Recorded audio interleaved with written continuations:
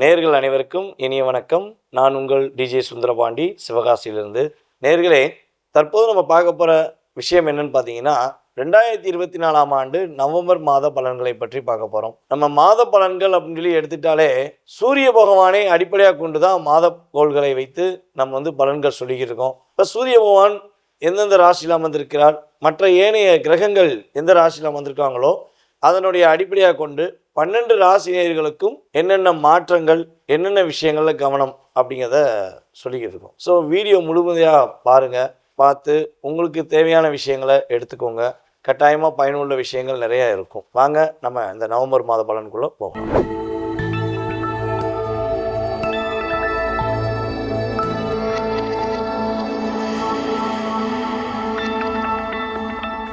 விருச்சக ராசி நேயர்களுக்கு 2024ஆம் ஆண்டு நவம்பர் மாத பலன்களை பற்றி பார்க்க போறோம். இந்த நவம்பர் மாதத்துல கோச்சார ரீதியான கிரகங்கள் உங்களுடைய வாழ்க்கையில என்னென்ன மாற்றங்களை கொடுக்க போகுது, எந்தெந்த விஷயங்கள்லாம் கிரகங்கள் உங்களுக்கு கவனம்ங்கிற செயல்பாடை செயல்படுத்துது அப்படின்னு பார்க்கும்போது, உங்கள் ராசியின் அதிபதி மற்றும் உங்கள் ராசிக்கு 6ஆம் இடத்து அதிபதியாக வருவது யார் பார்த்தீங்கன்னா, உங்கள் ராசி அதிபதியான செவ்வாய் தான் வர்றார். இப்போ செவ்வாய் பகவான் இந்த மாசத்துல எங்க அமர்ந்திருக்காருன்னு பார்த்தீங்கன்னா, உங்கள் ராசிக்கு 9ஆம் இடமான கடகராசியில வலிமை இழந்து நீசத்தன்மை பெறுகிறார். ஒரு ராசியின் அதிபதியே வலிமை இழந்திருக்கிறதுனால நீங்க எந்த விஷயத்தையும் தொடங்குவதற்கு முன்பு கொஞ்சம் நிதானத்தை கடைபிடிக்க வேண்டும். யாரா ஏதாவது சொன்னாங்க அதனால நான் செஞ்சுட்டேன்னு சொல்லி மாட்டிக்கிற கூடாது.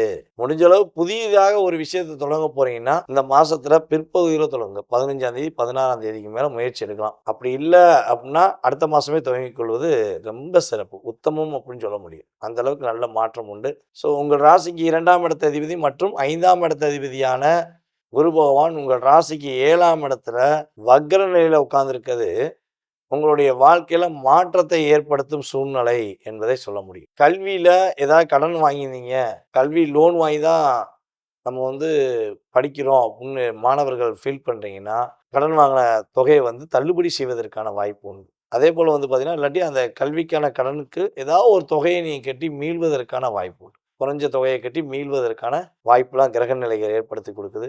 அதே போல் அப்பா வழி உறவு முறையில் ஏற்பட்ட சொத்து பிரச்சனை எதேன்னு இருக்குன்னா, அந்த சொத்து பிரச்சனை உங்களுக்கு சுமூகமாக முடிஞ்சிடும். நீங்கள் கேட்ட பகுதியை உங்களுக்கு அவங்க ஒதுக்கி கொடுப்பாங்க. அதன் மூலமாக உங்களுக்கு மாற்றம் உண்டு. உங்கள் ராசிக்கு 3ஆம் இடம் மற்றும் 4ஆம் இடத்த அதிபதியான சனி பகவான் 4ஆம் இடத்திலே வக்ர நிவர்த்தியானது உங்களுக்கு நல்ல விதமான முன்னேற்றத்தை கொடுக்க போகுது. குடும்பத்தில் ஒரு ஒற்றுமையை ஏற்படுத்தி கொடுக்க போகுது.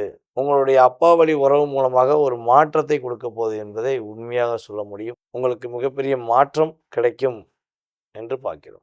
அதே போல உங்கள் ராசிக்கு 7ஆம் இடத்த அதிபதி மற்றும் விரயஸ்தான அதிபதியான சுக்கிர பகவான் எங்க உட்கார்ந்துருக்காருன்னா, ராசிக்கு 2ல குருவும் சுக்கிரனும் பரிவர்த்தனை பெற்று உட்கார்ந்துருக்காங்க. அப்ப திருமண தடை லாக் ஆகி திருமணமே முடிய மாட்டேங்கி, வரன் பார்த்துக்கிட்டே இருக்கோம், எங்களுக்கு ஏற்ற வரன் அமையவே மாட்டேங்குன்னு வருத்தப்படுற விருச்சகராசி அன்பராக நீங்கள் இருந்தால், உறுதியாக இந்த கோச்சார ரீதியான கிரகங்கள் உங்களுக்கு ஒரு 20 30% ஒரு மாற்றத்தை ஏற்படுத்தி உங்களுக்கு ஏற்ற ஒரு வரனை அமைத்து கொடுப்பதற்கான ஒரு சூழ்நிலையை கொடுக்க போகுது. உங்களுடைய தாய்மாமா உறவுகள் மூலமாக ஒரு ஒற்றுமை ஏற்படும். அதேபோல் உங்களுடைய அத்தை உங்களுக்காக ஏதாவது சின்னதாக நகைகள் கொடுப்பதற்கான வாய்ப்பு உண்டு. அதேபோல் வெளியூரில் வெளிநாடுல வேலை பார்க்குற நம்மளுடைய விருச்சகராசிக்காரங்களுக்கு நல்ல லாபம் கிடைக்கும். சேமிப்பு பண்ணுறதுக்கான ஒரு வாய்ப்பை உருவாக்கி தரும் என்பது கிரக ரீதியான உண்மை. சுக்கிரன் 2ல உட்கார்ந்து உங்களுக்கு அதிவிதமான பண வரவுகளை கொடுப்பார். விரைய செலவுகளும் ஒரு பக்கம் கொடுப்பாரு, அதுக்கு மேலே ஒரு பண வரவுகளை கொடுப்பாரு.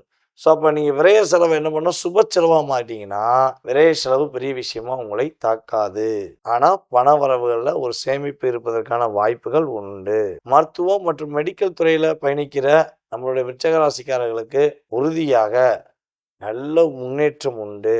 கைராசியான மருத்துவர், இவர் கையால் மருந்து சாப்பிட்டா நல்லா இருக்கு அப்படின்னு சொல்லுவாங்க பார்த்தீங்களா, அந்த நிலையை கோச்சார ரீதியான கிரகங்கள் இந்த மாதத்தில் உங்களுக்கு ஏற்படுத்தி கொடுக்கும் என்பது நிதர்சனமான உண்மை. உங்கள் ராசிக்கு லாபஸ்தானம் என்று சொல்லக்கூடிய கன்னி ராசிக்கு அதிபதி அவர் தான். அதேபோல் உங்கள் ராசிக்கு பார்த்தீங்கன்னா லாபஸ்தானமும் புதனை எடுத்துக்கிடுவோம். உங்கள் ராசிக்கு 8ஆம் இடத்த அதிபதியாகவும் புதன் எடுத்துக்கிடுவோம். எப்பவுமே ஒரு கிரகம் 2 ஆதிபத்தியம் வாங்கிச்சுன்னா ஒரு ஆதிபத்தியம் லாபத்தையும் இன்னொரு ஆதிபத்தியம் விரயத்தையும் கொடுக்க தான் செய்யும். அதாவது என்ன சொன்னால், இங்கிட்ட பொருளாதாரம் வருதுன்னா இங்கிட்ட ஒரு சின்ன பிரச்சனையை கொடுக்கும். ஸோ இது கிரகத்துடைய இயல்பான தன்மை. ஸோ அப்படி தன்மை கொண்ட உங்கள் ராசிக்கு லாபஸ்தானம் என்று கருதக்கூடிய புதன் பகவான் அதிவிதமான லாபத்தை கொடுக்க போறார். பொருளாதார நிலையில் நல்ல மாற்றத்தை கொடுக்க போறார். மருத்துவத்துறையில் நல்ல ஒரு லாபத்தை கொடுக்க போறார் என்று உறுதியாக சொல்ல முடியும். கவிதைகள், கட்டுரைகள் எழுதி வெற்றி பெறுவதற்கான வாய்ப்பு, அப்படி போட்டியில் கலந்துக்கிட்டீங்கன்னா கட்டாயம் உங்களுக்கு பிரைஸ் உண்டு அப்படின்னு சொல்லி சொல்ல முடியும். அந்த அளவுக்கு கிரக நிலைகள் உங்களுக்கு மாற்றத்தை கொடுக்குன்னு.